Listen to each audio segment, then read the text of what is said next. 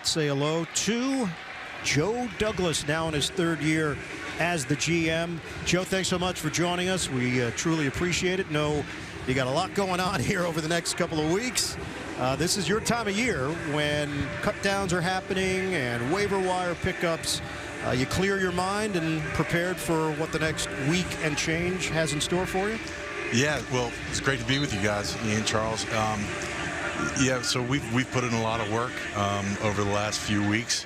It's been great to have preseason ball, and we've got two draft classes to catch up on preseason tape, and our pro scouting staff, headed up by Chad Alexander, Greg Nejma, they've done a fantastic job of highlighting some quality guys for us to take a look at leading up to cuts.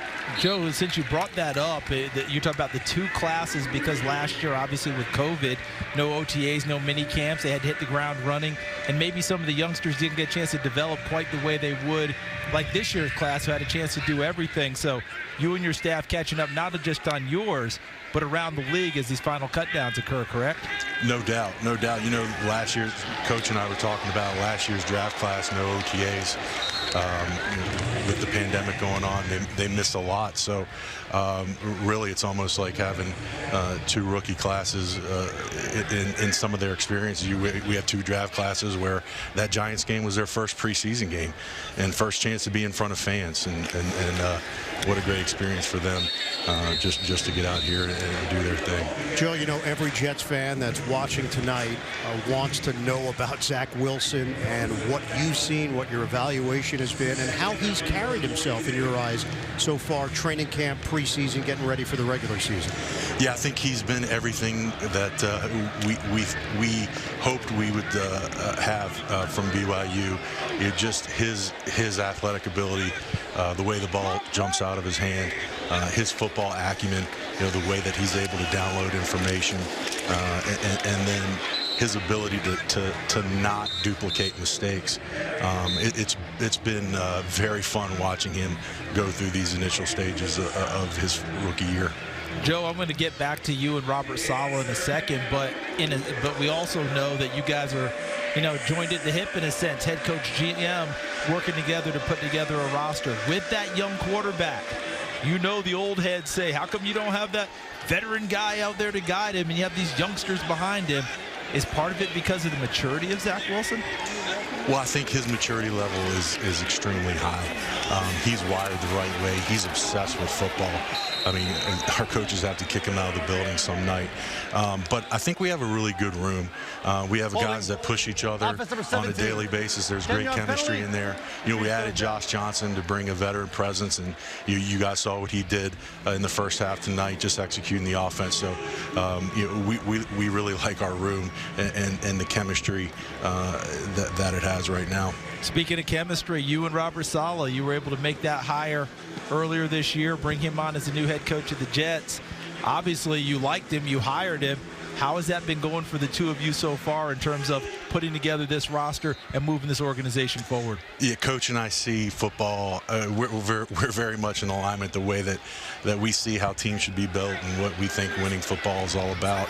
And I think, you know, everyone sees Coach Saleh on the sideline and the energy and the passion. I think when what people don't see every day is just how thoughtful he is, how even keeled, how his demeanor, nothing rattles Coach.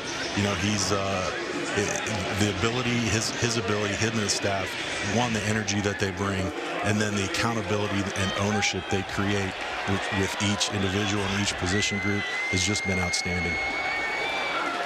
On fourth down, Philadelphia does convert, so this drive remains alive, which means we have more time with Joe Douglas. Joe, it was a gut punch. Carl Lawson, the injury during the Green Bay joint practice, out for the season with the ruptured left Achilles, and it obviously opens up a big hole at that pass rushing spot. Is that something that the team is focused in on? Are you open to the idea that there might be someone out there that could be a New York Jet by week 1 at that position? Yeah, absolutely. Like I said, our pro scouting staff, they're scouring rosters right now. And, you know, unfortunately, injuries are a part of football, and it's tough to lose a person and a player the caliber of Carl Lawson. But our D-line group is a strong group, and I know that this staff, this group of players is wired to handle this adversity. I know you're not enjoying. Oh, you might enjoy that. Ball just popped ball free. out. Let's go. Joe's doing play-by-play. Joe, you probably didn't like that it was completed that way and the way they went downfield, but how about that effort there? It looks like you can get a touchback, and the defense is going to get off the field. Yeah, I love it. I love it. You know, Coach always preaches strain. Strain, get that, that effort's going to matter, and I think you saw on that play. First down. We're going to just throw some quick hitters at you. Elijah Moore, Jets fans have not had the chance to see him and his high-level talent out on the field yet. What can you tell us about why you liked him coming out of college and what you've seen of him in practice and training camp? Obviously, the production stood out at Ole Miss. The thing that jumps out, Elijah was having probably one of the best training camps of any of our players to start. Elijah can separate. He's strong at the top of routes. He has strong hands. He has instant juice after the catch, and he showed that was on full display through OTAs and the start of training camp. Same question in regards to Elijah Vera Tucker, another player very high on. You take him in the first round out of USC. Jets fans are yet to see him in action. Yeah, AVT, he's been getting reps in at guard for us, and what stands out about him, besides how smart and tough he is his explosiveness on contact, how he can roll his hips, run his feet on contact, really drive defenders off the ball. Excellent feet to mirror and pass protection. Again, just a very hard-working, mature, and humble young man, and he's a grinder. I feel like an offensive line question's like a softball to you. You just crushed it out of the park. Former offensive lineman yourself, standout at the University of Richmond. Yeah, he only traded up. Yeah. To, traded back, go get him at number 14, and that's a great move. Ian asked you a little bit earlier about the potential to pick up a pass rusher. Where are the biggest position battles, Joe, for you and your staff and Robert to be able to determine who's going to be on the final 53? Yeah, I think we've had this camp especially has been a great battle at wide receiver.